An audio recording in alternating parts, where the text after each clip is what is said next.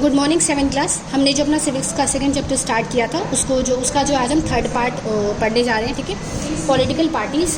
आपने जो है डेमोक्रेसी में इलेक्शन कितने इंपॉर्टेंट होते हैं ये पढ़ लिया। ठीक है, इलेक्शन जो है किस प्रोसेस से होकर गुजरता है, कैंपेनिंग, वोटिंग, नॉमिनेशन, ये सब भी पढ़ लिया। अब पॉलिटिकल पार्टीज़ के बारे में हम पढ़ेंगे कि जो इलेक्शन में खड़ी हो रही होती हैं तो उन पॉलिटिकल पार्टीज़ का क्या इशू होता है, ये सब कंप्लीट करेंगे। ठीक है, a political party is an organized group of citizen who profess to share the same political view and who by acting as a political unit try to control the government। जो political parties होती है वो एक organised group होती है। आपने देखा होगा कोई भी पॉलिटिकल पार्टी में सिर्फ एक या दो लोग नहीं होते, बहुत सारे लोग शामिल होते हैं। ठीक है, और उनका अपना एक जो है विचार होता है, एक थॉट होता है जिसके अंडर जो है वो वोट या चुनाव या इलेक्शन लड़ती है। ठीक है, it will thus be seen that parties become necessary where the people in a country are involved by one way or the other in controlling the government. A party is connecting a link between the society consisting of various groups and the individuals who act as voters।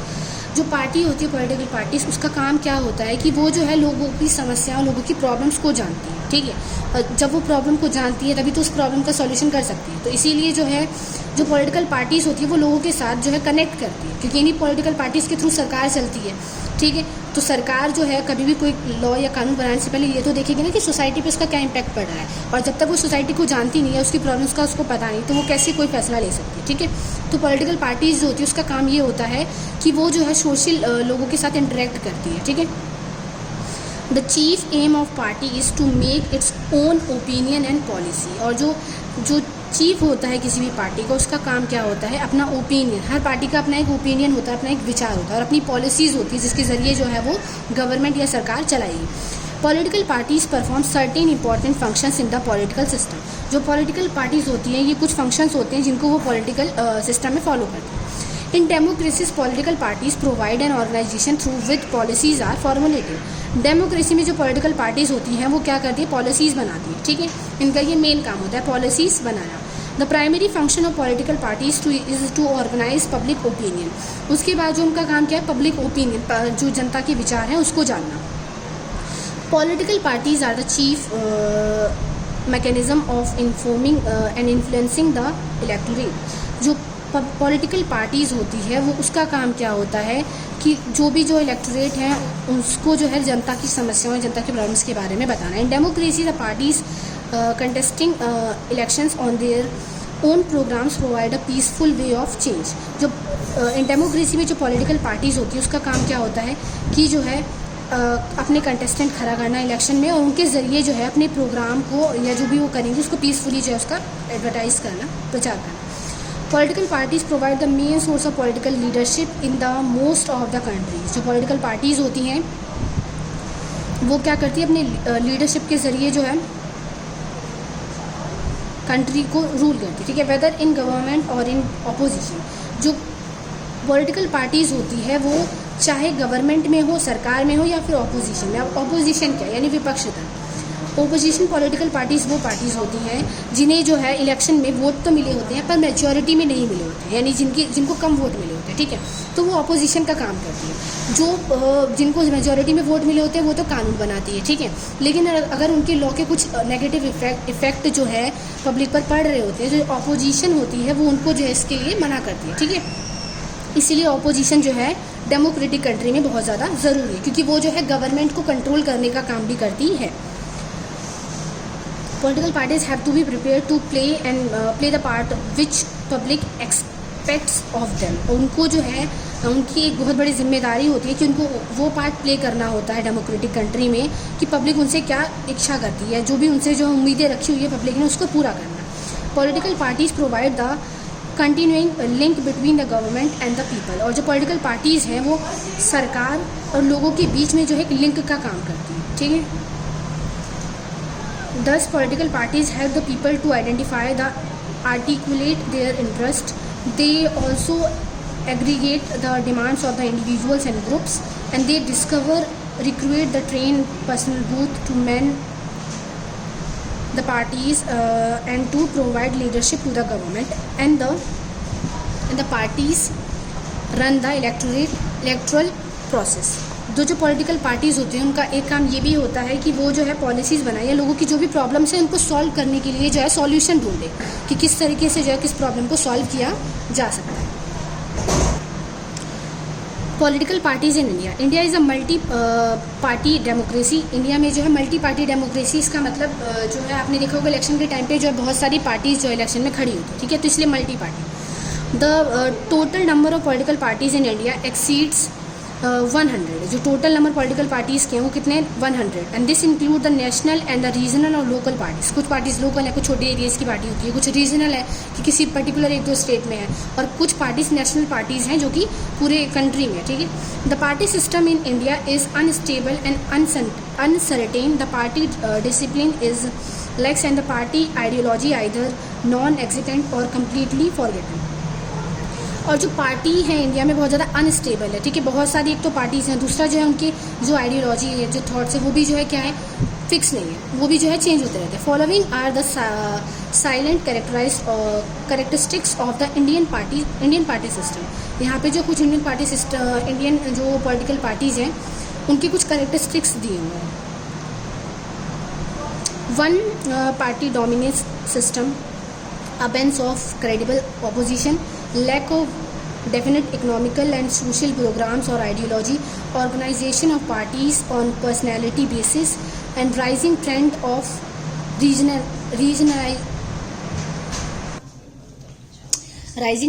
regionalism। अब जो है Indian political party की जो characteristics है वो यहाँ पे दी हुई है। इंडिया में क्या होता है कि कभी कभी जो है किसी एक ही पार्टी का ज़्यादा डोमिनेंस हो जाता है, एक ही पार्टी का ज़्यादा प्रभाव हो जाता है, ठीक है। दूसरा क्या है, एब्सेंस ऑफ क्रेडिबल ऑपोजिशन। जो ऑपोजिशन है वो भी जो है ज़्यादा अच्छे से काम नहीं कर पाता, ठीक है। आप जब नोटिस करेंगे देखेंगे ऑपोजिशन जो है वो वीक होता है, एक तो उसे कम वोट मिल होता है, दूसरा जो है उसको भी कितनी बार जो गवर्नमेंट है वो इग्नोर कर देती है, ठीक है। दूसरा क्या है, जो पार्टीज़ होती है पॉलिटिकल पार्टीज़, उनकी जो आइडियोलॉजीज़ होते हैं वो भी जो है बहुत ज़्यादा सोशल और इकोनॉमिकल जो प्रोग्राम्स होते हैं वो उसके बारे में ना होकर किसी और चीज़ के बारे में उनके विचार होते हैं, ठीक है। वो इंडिया की जो प्रॉब्लम है उसको छोड़कर अपनी आइडियोलॉजी किसी और चीज़ को बना लेते हैं। दूसरा पॉलिटिकल पार्टी का जो मेन कैरेक्टरिस्टिक है वो क्या हो जाता है इंडिया में, मतलब जो कमी है हमारी इंडियन पॉलिटिकल पार्टीज़ में वो यहाँ पे आपको बताई हुई है, ठीक है। दूसरा जो ऑर्गेनाइजेशन है वो जो है अपनी पर्सनालिटी बेसिस हो जाती है, मतलब कि कितनी पॉलिटिकल पार्टीज ऐसी हैं जिनके पास सिर्फ एक ही लीडर होता है, तो जो पर्सनालिटी बेसिस जो है वो ऑर्गेनाइजेशन हो जाती है। जैसे आपने देखा होगा अगर आपसे बीजेपी पार्टी का नाम लिया जाए तो आपके दिमाग में सिर्फ क्या आएगा, सिर्फ जो है आपको प्रधानमंत्री का नाम जो है आपको याद आएगा, ठीक है। अगर जो है कांग्रेस पार्टी का नाम लिया जाए तो आपको सिर्फ राहुल गांधी का नाम याद आएगा। क्यों? क्योंकि जो कुछ पार्टीज है वो क्या हो जाती है, सिर्फ पर्सनैलिटी बेसिस हो जाती है, आपको सिर्फ उस पार्टी में सिर्फ एक ही इंसान का नाम याद आता है।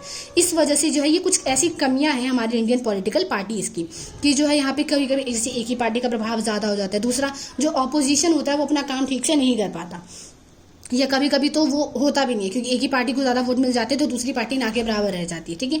दूसरा जो पॉलिटिकल पार्टीज़ हैं वो जो है रिलीजियस मैटर को जो है ज़्यादा अपना महत्व देती है, तो वो इंडिया की जो सोशल और इकोनॉमिकल प्रॉब्लम है उसको इग्नोर कर देती है। दूसरा राइजिंग ट्रेंड ऑफ रीजनलिज्म, मतलब कुछ जो पार्टीज़ होती हैं वो क्षेत्रीय कुछ एक क्षेत्र के विकास की बात करती है, पूरे देश के विकास की बात ना करके।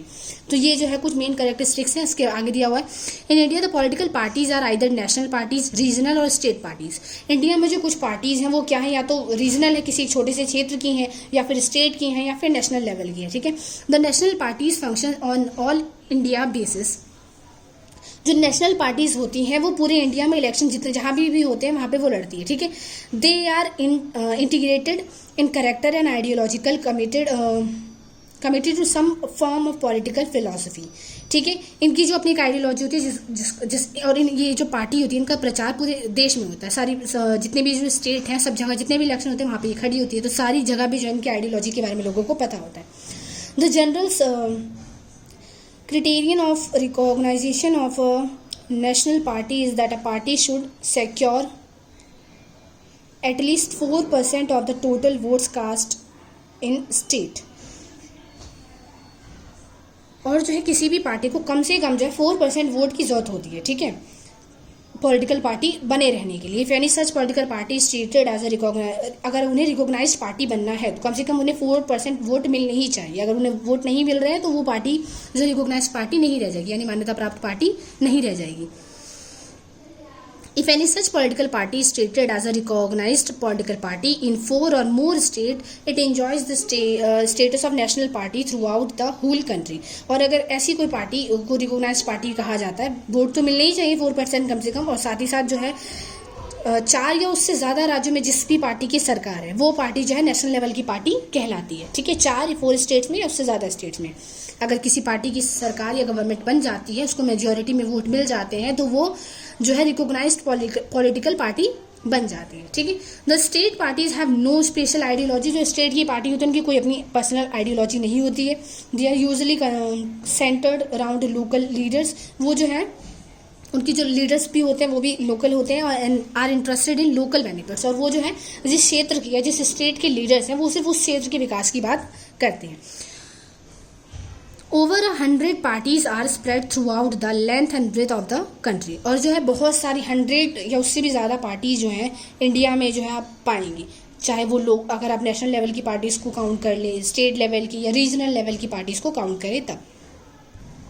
अब यहाँ पे आपको जो है नेशनल पार्टीज़ के कुछ नाम और साथ ही उनके सिंबल दिए हुए। ठीक है, तो आपको जो है इनको देख लेना अच्छे से कि कौन सी पार्टी का कौन सा सिंबल है। ठीक है, चलिए अब हम आगे अपना जो है चैप्टर कंटिन्यू करते हैं।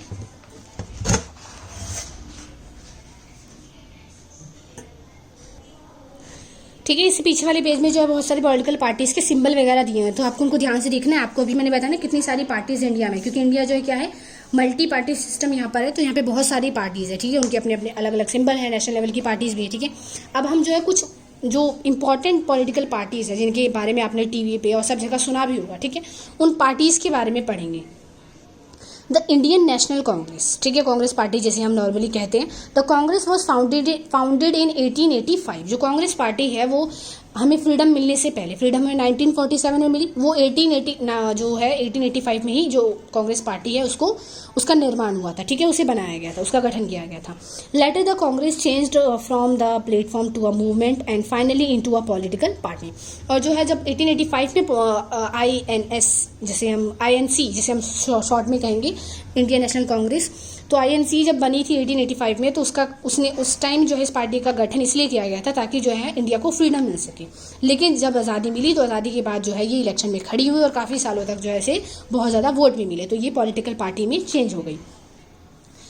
Congress issued its manifesto and its main policies and programmes are as follows. जो कांग्रेस पार्टी है उसने जो उसकी जो पॉलिसीज़ हैं या जो उसके प्रोग्राम्स हैं वो यहाँ पे नीचे दिए हुए हैं ताकि आपको उस पार्टी के बारे में और ज़्यादा पता चल पाए। तो अब हम वो रीड करेंगे।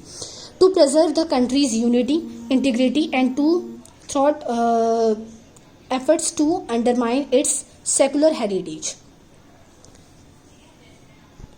ठीक है, तो इस पार्टी का जो मेन काम क्या है कि कंट्री के अंदर यूनिटी, एकता बनाए रखना। ठीक है, और जो है सेकुलरिज्म यानी कि हर धर्म को जो है इक्वल मानना, ये जो है इस पार्टी का मेन आइडियोलॉजी है इस पार्टी की। ठीक है, to bring sweeping reforms in judiciary and to ensure quick and inexpensive justice. उनका जो है जो कांग्रेस पार्टी है इसकी आइडियोलॉजी एक और है, वो क्या है कि जो है जुडिशरी जो है वो बहुत जल्दी, मतलब जो न्याय है वो लोगों को जल्दी भी मिले और साथ ही साथ जो है न्याय मिले। ठीक है, उनके साथ जो है इनजस्टिस ना हो।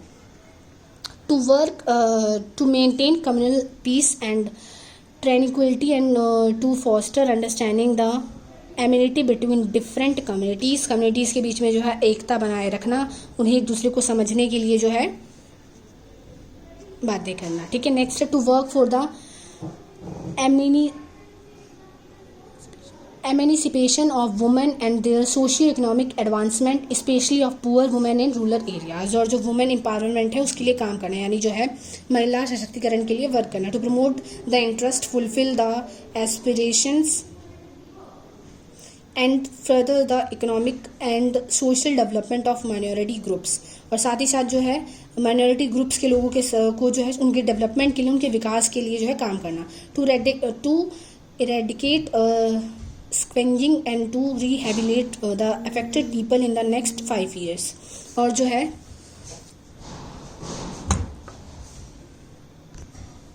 और वो लोग जो है मतलब पिछड़े हुए हैं या जिनके पास जो है सारी सुविधाएं या सारे जो डेवलपमेंट्स है वो जो पॉलिसीज़ नहीं पहुंच पाती हैं उनके विकास के लिए काम करना। To increase the access of low income groups to institutional financing and housing schemes, ऐसी स्कीम्स बनाना ताकि जिनकी लो इनकम है वो भी जो है अपना विकास कर सके. To give power to the people by bringing back to the parliament and panchayat raj and Nagar Palika bills with the purpose of involving people in the development process. और जो नगर पालिका है या पंचायत राज है, क्योंकि देखो जो पार्लियामेंट है वहाँ तक वो जो है पूरी कंट्री के लिए लॉ बनाते हैं, लेकिन अगर आपके छोटे एरिया में कोई प्रॉब्लम है जो है वाटर को लेकर या फिर जो है रोड्स को लेकर, सड़कों को लेकर, तो स्कूल्स को लेकर, तो वो प्रॉब्लम तो आपकी जो पंचायत होती है या फिर नगर पालिका होती है उसका काम होता है. तो वहाँ तक जो है उनको पैसा पहुँचाना ताकि वो इन सब चीज़ों के लिए काम कर सकें. The foreign policy of the Congress aimed at peaceful coexistence, respect for each other's territorial integrity and sovereignty, equality and mutual benefit, peaceful settlement of disputes, regional cooperation and non-alignment. The foreign policy was also for disarmament, decolonization and new international economic order. और जो Indian national Congress party है उसकी जो foreign policy यानी विदेश नीति जो है वो ये है कि जो है जितने भी हमारे जो कंट्रीज़ हैं, चाहे वो हमारी नेबरिंग कंट्रीज़ हो या वर्ल्ड में दूसरी जो कंट्रीज़ हैं, उनके साथ जो है क्या करना, तालमेल बिठाकर कॉरपोरेशन के साथ जो है काम करना, पीसफुल यानी ताकि वॉर से, लड़ाई से, युद्ध से बचना. क्योंकि युद्ध में क्या होता है, बहुत ज़्यादा जो है मनी स्पेंड होता है और वो एक तरीके से वेस्ट ही हो जाता है. ठीक है, तो जो है अपने देश की रक्षा भी करना, साथ में जो दूसरी कंट्रीज हैं उनके साथ तालमेल बिठाकर और वॉर से लड़ना, वॉर से बचना. ठीक है, ये जो है उसकी फॉरेन पॉलिसी रहती है ताकि वर्ल्ड में पीस कायम हो सके. ठीक है, इसके आगे से हम अपने नेक्स्ट वीडियो में कंटिन्यू करेंगे.